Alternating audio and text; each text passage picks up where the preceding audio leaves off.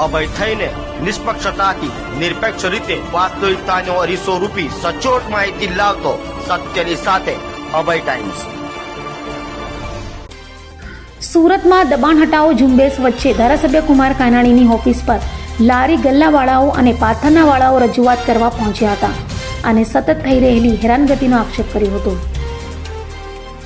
સુરતમાં દબાણ હટાવો ઝુંબેશ વચ્ચે લારી અને પાથરનાવાળાઓ ધારાસભ્ય કુમાર કાનાણીની ઓફિસ પર પહોંચ્યા હતા અને સતત થઈ રહેલ હેરાનગતિના આક્ષેપો કરવામાં આવ્યા હતા।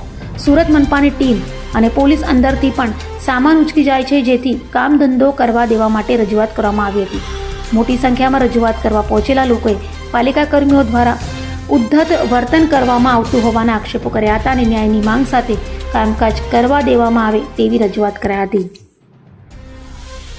હિનાબેન છે, અમે 40 વર્ષ બેહીએ છીએ જગ્યા પર અને આટલા વર્ષો અમને કુમાર કાનાણી સાહેબે અમને સપોર્ટ આપ્યો અને આ વખતે એમ કે હું સપોર્ટ નહીં આપું તો અમારું જે મંદિર બંધ થઈ જાય તો પૂજારી જાય ક્યાં બધા અને અમને કે મેર પાસે જાઓ, ઓલે પીએસ પાસે જાઓ, ઓલે અમે કોને ઓળખીએ અને અમે શોખના નથી બેઠા સાહેબ।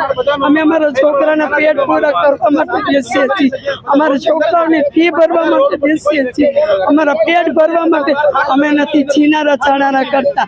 જ્યાં જુગાર રમે છે, દારૂના અડ્ડા હાલે છે, ચરસ ગાંજા હમણાં અડાજણ તમને આટલું ચરસ ગાંજા મળ્યું છે તો ગયું ક્યાં? એ લોકોને પકડો ને, કારણ કે ત્યાં તમને હપ્તા મળી જાય છે, અમારા ગરીબ માણસ તમને હપ્તા દેતા નથી। અમે ક્યાં જઈએ? અમારો સાથ દો, સાથ દો। આ 7 દિવસ આજે 8મો દિવસ થઈ ગયો, અમે ઘરે જઈ છોકરાઓ કે માં શું આવી કઈ કે દીકરા જ આ વસ્તુ નહીં મગાવવાની, અમે છોકરાઓ 5 રૂપિયા માંગતા હોય તો અમારી પાસે નથી માંગતા।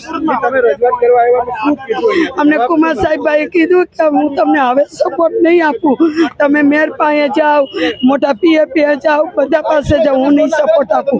અમે કોને ઓળખીએ છીએ? ગરીબને કોણ અમારું સાથ દે?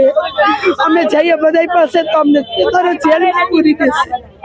અમારો માલ મ્યુનિસિપાલિટી લઈ જાય છે, અમને લખાણ સિવાય માલ નથી દેતા।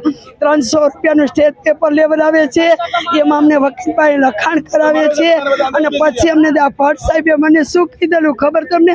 હું જ્યારે મારો માલ છોડાવવા ગઈ ને ત્યારે મેં કીધું ભટ્ટ સાહેબ હું તમારી માની ઉંમરની છું તો કે મારા બાપને એક જ બાયડી બરોબર છે, મારે બીજી બાયડી મારા બાપને નથી કરવી। હું એના બાપની બાયડી હું થવા ગઈ હતી।